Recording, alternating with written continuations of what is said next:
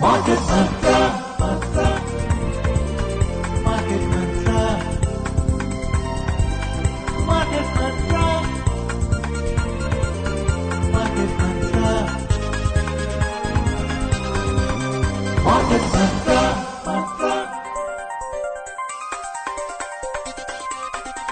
Market Mantra.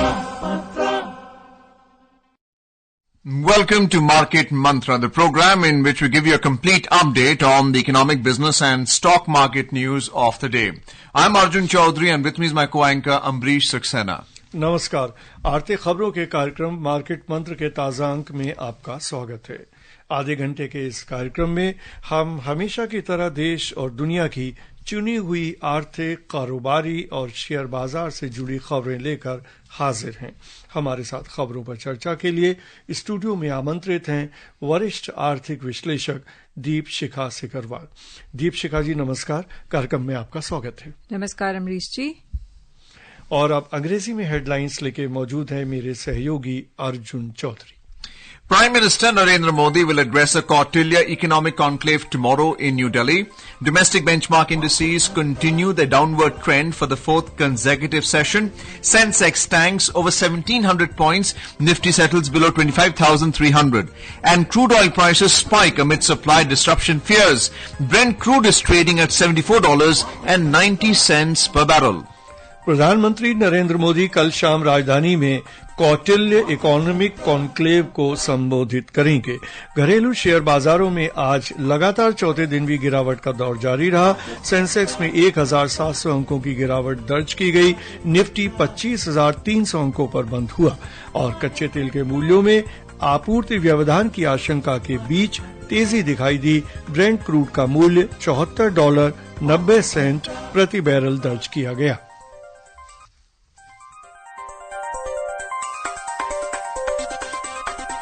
Market Mantra.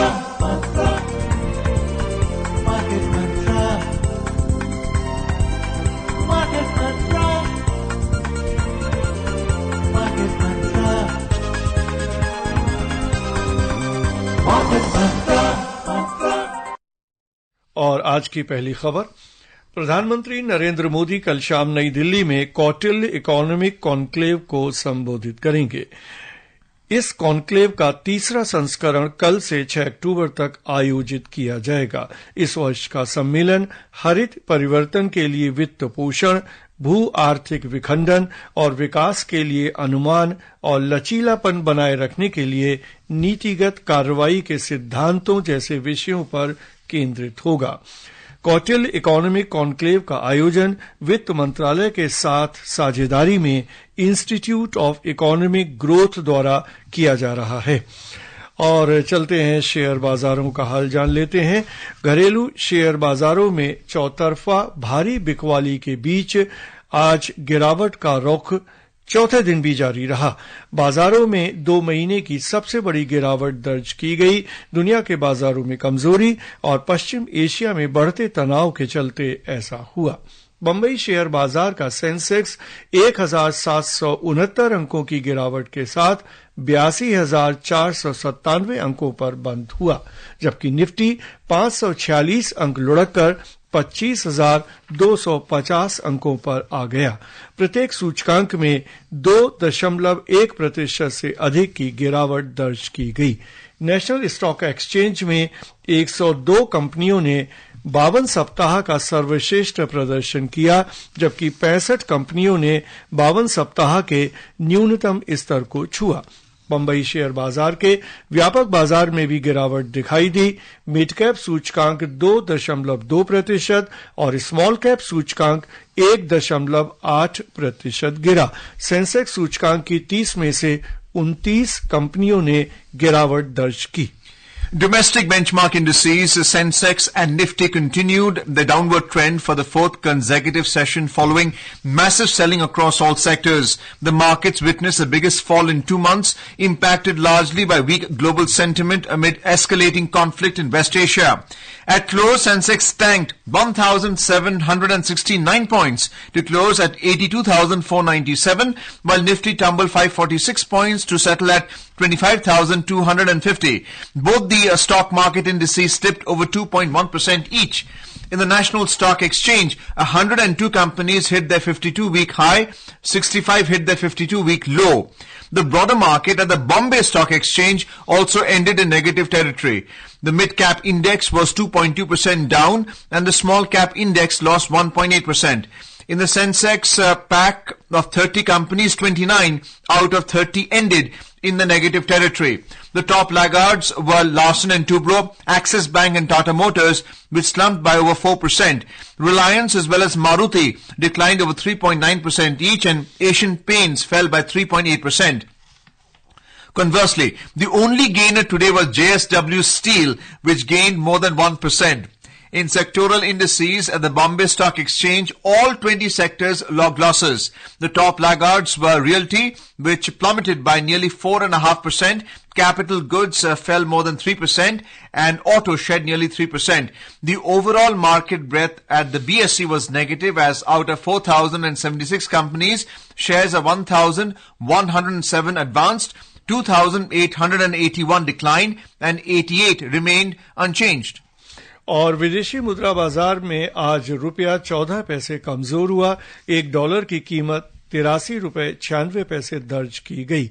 अमरीकी dollar की मजबूती, कच्चे तेल की कीमतों में तेजी और घरेलू शेयर बाजारों में 2% से अधिक की गिरावट के चलते रुपए ने खराब प्रदर्शन किया। विश्व की 6 प्रमुख मुद्राओं के मुकाबले अमरीकी डॉलर की स्थिति को दर्शाने वाला डॉलर इंडेक्स अंतर्दिवसीय कारोबार में 101.89 पर कारोबार कर रहा था। दीपशिखा जी, शेयर बाजार का हम देख रहे हैं हाल की लगातार चौथे दिन गिरावट रुक नहीं रही है, तो आपको क्या लगता है कि जिस सिर्फ ये जो बिकवाली है या जो मुनाफा वसूली है उसके चलते ऐसा हो रहा है कि जो अंतर्राष्ट्रीय स्तर पर जिस तरह की हलचल है, जो तनाव है या जो कच्चे तेल के दाम है, उनका ज्यादा असर बाजार पर हो रहा है? अमरीश जी, अगर आप भारतीय बाजार को देखें और भारतीय अर्थव्यवस्था को देखें तो फंडामेंटल्स में ऐसा कोई बदलाव नहीं है। अर्थव्यवस्था मजबूत स्थिति में है, लेकिन जो मिडिल ईस्ट में हो रहा है और ऐसी आशंका व्यक्त की जा रही है कि जो वहां पर कॉन्फ्लिक्ट है और गहरा सकता है, तो वो एक नर्वसनेस, वो पूरा एक सेंटिमेंट जो है उसको खराब कर रहा है और बहुत नेगेटिव सेंटिमेंट है, क्योंकि अभी भी अनिश्चितता बनी हुई है कि ये जो कॉन्फ्लिक्ट है ये कहाँ तक जाएगी, कितना और बढ़ेगी, व्यापक होगी। तो ये सारा जो है वो इसका असर मार्केट के सेंटिमेंट पर आ रहा है और ये पिछले 2 दिन से हम देख रहे हैं कि ये थोड़ा बड़ा है। उसके पहले थोड़ा करेक्शन आ रहा था, फेस्टिवल सीजन से पहले अक्सर देखा जाता है, तो वो करेक्शन जो है महसूस किया जा रहा था। लेकिन अब जो ये आज की गिरावट है, खास तौर पे अगर हम देखें तो ये ज्यादातर उस वेस्ट एशिया में जो हो रहा है, मिडिल ईस्ट में जो हो रहा है, उसमें जो भी डेवलपमेंट्स होते हैं, अब आगे जो बाजार दिशा पकड़ेगा उसी के हिसाब से पकड़ेगा। तो अगर आपको जो हाल है अभी मिडिल ईस्ट में, अगर सचमुच लड़ाई शुरू हो जाती है इजराइल और ईरान के बीच, फिर हमारे बाजार का क्या हाल होगा?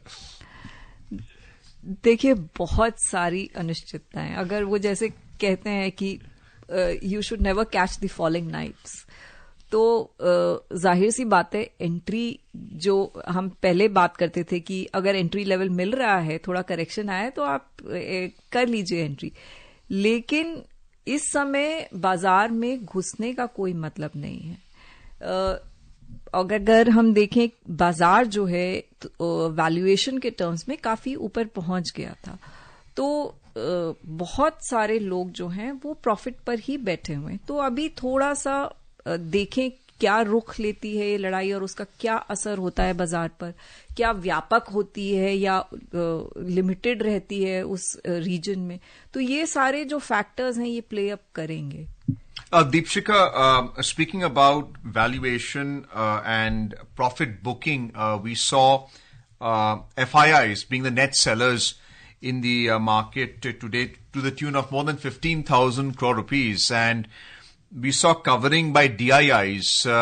They ensured that the market didn't bottom out by buying 13,000 crore rupees worth of equity in today's trading session. Of course, this is provisional data. The question is, because externalities, what's happening in West Asia, and in fact the conflict has begun, but it'll gain more traction, as my co-anchor just mentioned.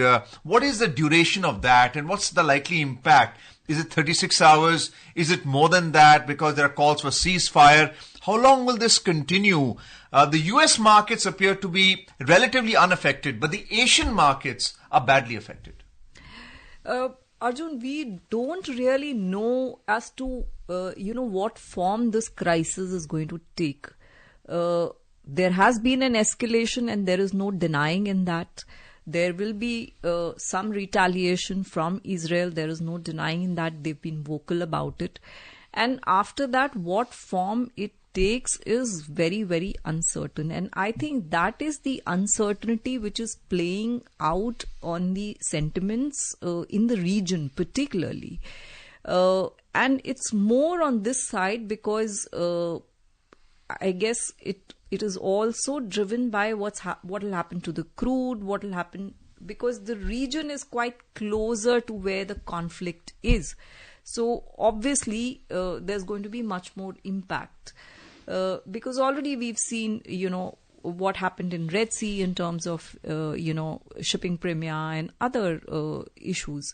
The trade got impacted. The costs, overheads increased for exporters and importers both. So I think those are the factors that are probably playing on the investor's mind, and which is what we are seeing as a reaction in the Indian market or other markets as well. But that's a macro reaction. Let's look at the micro part of it. You have, in the economic calendar, you have the second quarter results which are being declared as we speak right now. IT sector will be declared from next week onwards. These are bellwether stocks.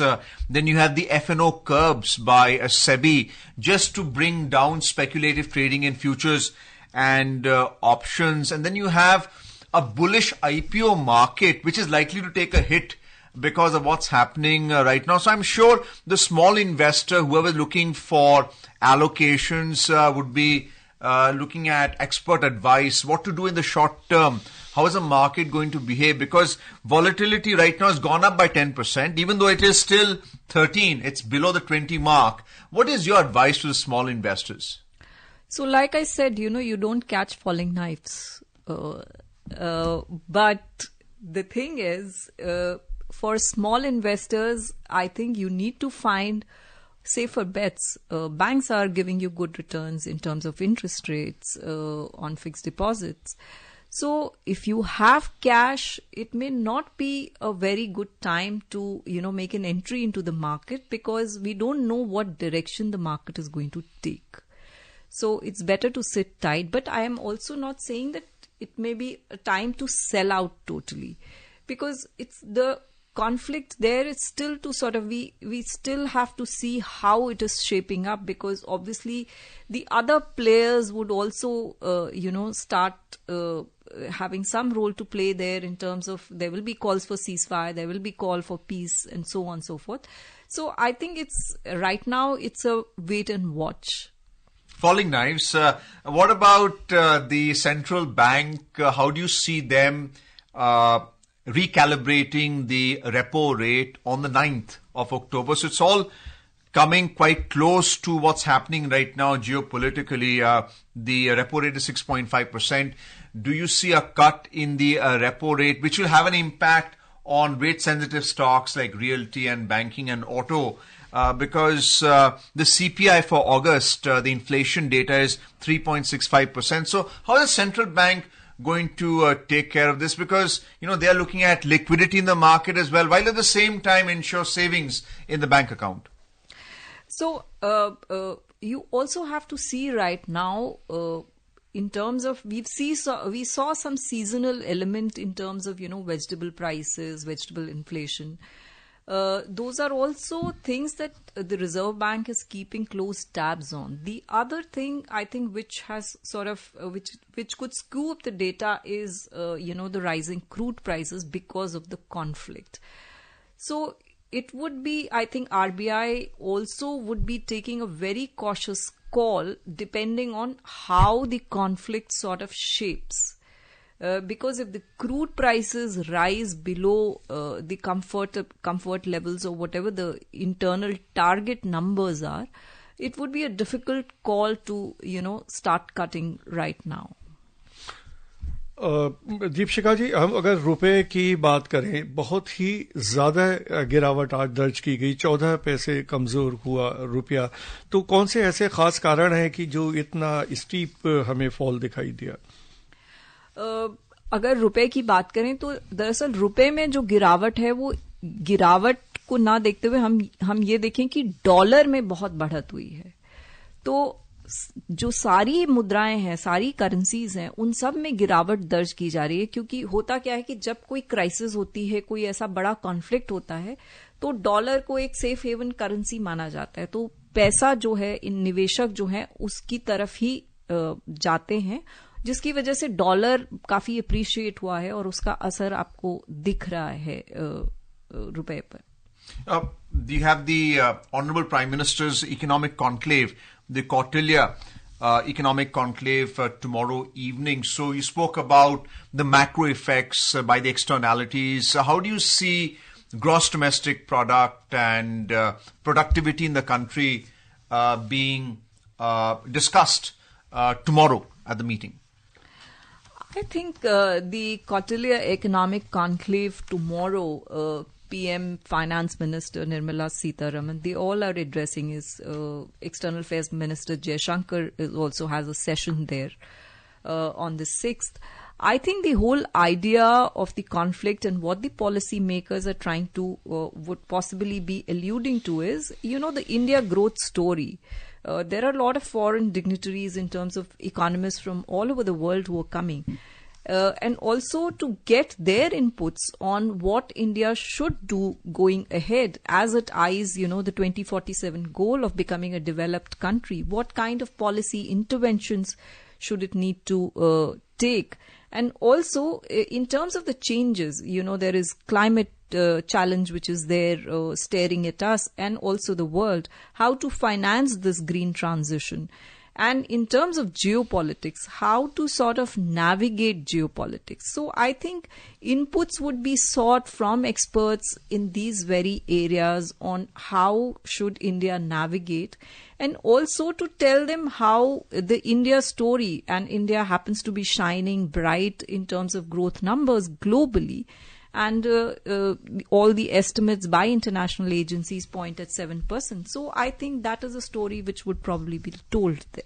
I want to bring attention to the auto sector because, even a company like Hyundai Motor Company is coming out with an IPO on the 17th of October itself. But auto sales have come down. Inventory buildup is there. If you take the example of Tata Motors, which saw a hit today, and they have seen their sales plummet by 15%. How do you see the auto sector recover in terms of consumption in the economy? Because it's an indicator of the interest rate, of the sentiment of the consumer. How do you see that as a backbone of consumption? Auto, if you remember, last 2 years, it has had phenomenal growth. We saw phenomenal growth, and that is why there is some moderation which is now being seen. But it is expected with the festive season and a good monsoon, there could be some bit of a pickup going forward. In more news, the Indian equity capital market hit a record high and raised $49.2 billion in the first 9 months this year, January to September period. A massive 115% growth was reported compared to a year ago. It surpassed the annual record set in 2020 by proceeds. The number of equity capital market offerings also saw a 61% increase year on year, according to the report by LSEG. Initial public offerings from Indian issuers raised $9.2 billion, up 96% compared to the same period last year, making it the highest first 9-month total since 2021. Follow-on offerings, which accounted for 81% of India's overall equity capital market proceeds, raised $39.9 billion, up 119% from a year ago. The equity capital market issuance from India's industrial sector saw a 137% increase from a year ago. The report mentioned that infrastructure, renewable energy, healthcare and consumer goods are deal-making sectors driven by consumer spending. और Asia के प्रमुख share बाजारों ने आज मिला-जुला प्रदर्शन किया। Japan के नवनिर्वाचित प्रधानमंत्री शिगेरू इशिबा ने केंद्रीय बैंक के गवर्नर काजुओ यूदा से मुलाकात के बाद घोषणा की कि ब्याज दरें बढ़ाने का यह सही समय नहीं है, जिसके बाद टोक्यो शेयर बाजार का निकेई लगभग 2% से अधिक बढ़ा।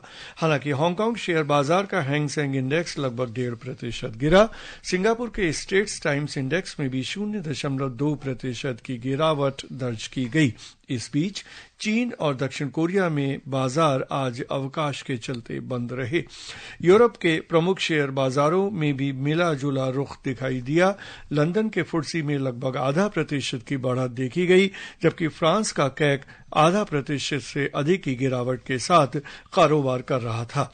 ताजा समाचार मिलने तक जर्मनी के डेक्स में 0.3% की गिरावट चल रही थी।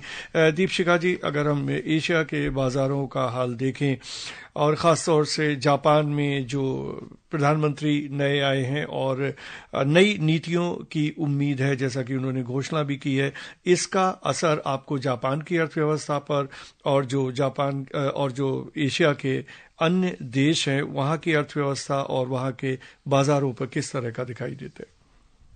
देखिए, जो इंडिकेटर्स हैं और वहां पे जापान में बाजार जो है सिग्नल की अपेक्षा लेकर बैठा था कि ब्याज दरों पर खासतौर पे रुख क्या होगा और अर्थव्यवस्था को आगे बढ़ाने के लिए क्या करते हैं नए प्रधानमंत्री। तो जो उन्होंने इंडिकेशन दिया है उस हिसाब से लगता है कि बाजार को उन्होंने आश्वस्त किया है कि ऐसा कोई विचार अभी नहीं है और ये जो है अभी रेट्स को बढ़ाने की कोई बात नहीं कर रहे हैं। तो ऐसा लगता है कि बाजार, अगर ये कॉन्फ्लिक्ट जो है वेस्ट एशिया का कंटेन हो जाता है, बहुत ज्यादा व्यापक नहीं होता है, तो वैश्विक बाजारों में भी थोड़ी सी राहत आएगी और वही इस पर भी असर डालेगी। जी, और जैसा कि जो वेस्ट एशिया की प्रॉब्लम है उसका असर भारत के बाजारों पर तो दिखाई दिया, लेकिन अमेरिका के साथ साथ यूरोप के बाजारों को भी अगर हम देखें तो कुछ खास असर उसका दिखाई नहीं दे रहा है। क्या कारण है इसका? अमेरिका के बाजार में जो इंतजार कर रहे हैं वो थोड़ा डेटा भी आने वाला है, उसका भी एक्सपेक्टेशन है कि वो डेटा कैसा होता है। दूसरा जो है वहां पर जो आईटी सेक्टर था, आईटी सेक्टर में काफी प्रेशर था कुछ समय पहले तक और वहां पर ग्रोथ को लेकर के आशंकाएं थी। तो अब चूंकि ब्याज दर घट गई है तो जो ग्रोथ को लेकर के आशंकाएं थी वो कम हो गई हैं और वेस्ट एशिया कॉन्फ्लिक्ट का ऐसा बहुत डायरेक्ट इम्पैक्ट नहीं होगा। यूएस जो है क्रूड ऑयल प्रोड्यूस कर सकता है, मतलब ऑयल प्रोड्यूस कर सकता है, एनर्जी का उनके पास उपाय है, तो उनकी डिपेंडेंसी नहीं है तेल को लेकर के। तो यही सब फैक्टर्स हैं, लेकिन जब पूरे बाजार में, पूरे विश्व में ऐसा कुछ बहुत बड़ा कॉन्फ्लिक्ट होगा तो बाजारों पे असर जरूर आता है। The news that's coming out is arbitrage by FIIs and they're looking to invest in the Chinese stock market. But the Hang Seng actually fell by 1.5% today. And you also have the Central Bank of China giving stimulus so that, the economy picks up, the financial markets gain traction. What's the latest from Hong Kong and China right now? So I think from the Chinese side, they are trying to stimulate their market. They are trying to provide support to their market. Economists are expecting that it could sort of help them in lot many ways. But how much is it late, or can it really address, the slowdown that they were seeing? It's difficult to say right now, but definitely the markets are banking on the stimulus which has been provided to the economy. and the expectations are maybe that it'll be able to support some kind of demand there. Let's move on to the U.S. Stock market. U.S. stocks ended with modest gains yesterday, led by a rise in technology shares, but investors remain cautious about escalating tensions in West Asia following Iran's ballistic missile attack against Israel. The Dow Jones Industrial Average rose slightly by 0.09%. Nasdaq Composite was marginally up by 0.08%, and the S&P 500 ended nearly flat. Despite what's happening in West Asia, it's not impacted the U.S. stock market. In fact, even while you have the U.S. stock market live right now, the Dow has actually gone up by 40 points as we speak. Fundamentally speaking, how do you see the employment data playing out tomorrow? See, data in the U.S. which came out is pointing at a robust economy, and which is probably holding up the market sentiment in the U.S. So, and it is holding up so much that the conflict which could blow up is also not impacting. So, I think that is really sort of keeping the hopes high. Let's now move on to the oil market. Oil prices surged today as concerns about potential disruptions in supply from key exporting region outweighed a favorable global supply outlook. In the global crude market, Brent crude was trading up 1.3% at $74.90 per barrel, and the US WTI was also trading 1.5% up at $71.16 per barrel when reports last came in. Prior to the escalating West Asia tensions, oil prices were receding primarily because China has not been the same consumer it was before. But right now, the prices are going up because of what's happening in West Asia. Just tell us about India, because India is importing primarily from Russia, then followed by Iraq and Saudi Arabia. So how are we going to hedge our position in terms of supplies? If you look at the oil market, India is a huge buyer, so definitely we have diversified our basket. A few years back, we were a huge importer from Iran. A large quantum of our imports was coming. But that has been cut because of the sanctions imposed. And so is the supply to the global crude market. So India has a very diverse basket right now, and we would probably be hedging using our, suppliers effectively. But rate increase, of course, has implications for, future contracts. So India is definitely a country which gets impacted by the rising prices. और चलते हैं सराफा बाजार का हाल भी जान लेते हैं। सराफा बाजार में आज सोना गिरावट के साथ कारोबार कर रहा था। अंतिम समाचार मिलने तक भारत में 24 कैरेट सोना 0.45% गिरकर 76,050 रुपए प्रति 10 ग्राम के स्तर पर था। वहीं चांदी 0.5% बढ़कर 91,910 रुपए प्रति किलोग्राम के स्तर पर दर्ज की गई। मल्टी कमोडिटी एक्सचेंज में अंतिम समाचार मिलने तक अक्टूबर में आपूर्ति किए जाने वाले सोने का वायदा मूल्य 0.47% गिरकर 75,312 रुपए प्रति 10 ग्राम पर चल रहा था। वहीं दिसंबर में आपूर्ति की जाने वाली चांदी का वायदा मूल्य 0.43% बढ़कर 91,768 रुपए प्रति किलोग्राम पर चल रहा था। दीपशिखा जी, जैसे कि हम देख रहे हैं मौजूदा संदर्भ में जो पश्चिम एशिया में चल रहा है और जो शेयर बाजार का हाल है, ऐसे में सोने को आप निवेश की दृष्टि से कितना महत्वपूर्ण मानती हैं इस समय? देखिए, सोने ने जो है अगर पिछले कुछ महीने भी देखें या साल भी देखें तो अच्छा रिटर्न दिया है निवेशकों को, और किसी भी कॉन्फ्लिक्ट में सोने का दाम बढ़ जाता है, पर इस समय ऑलरेडी काफी बढ़ा हुआ है, तो थोड़ा हेज करके चलना ठीक रहेगा। और चलते हैं कार्यक्रम की समाप्ति की ओर। दीपशिखा जी, इस कार्यक्रम में भाग लेने और प्रमुख खबरों पर चर्चा करने के लिए आपका धन्यवाद। धन्यवाद। Closing headlines in English. Prime Minister Narendra Modi will address a Kautilya Economic Conclave tomorrow in New Delhi. Domestic benchmark indices continue the downward trend for the fourth consecutive session. Sensex tanks over 1700 points. Nifty settles below 25,300 and crude oil prices spike amid supply disruption fears. Brent crude is trading at $74.90 per barrel. And that's all in this edition of Market Mantra. For now, goodbye. Market Mantra.